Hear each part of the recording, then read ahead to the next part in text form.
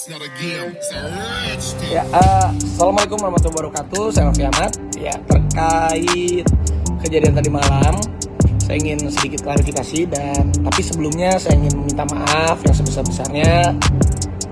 Meminta maaf kepada Bapak Presiden Jokowi, kepada seluruh staf yang ada di Sekretariat Presiden, dan juga sekali lagi minta maaf untuk seluruh masyarakat Indonesia atas peristiwa tadi malam.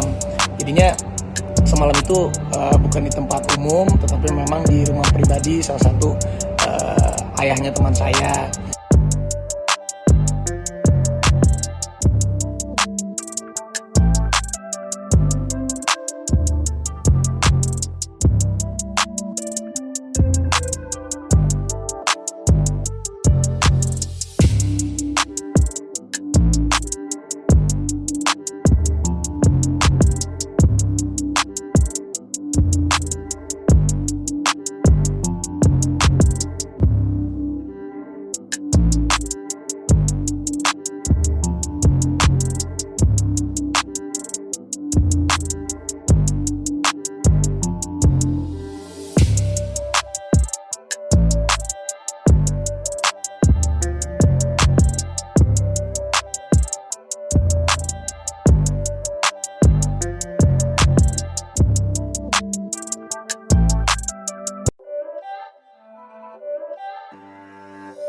It's not a game, it's a rich thing.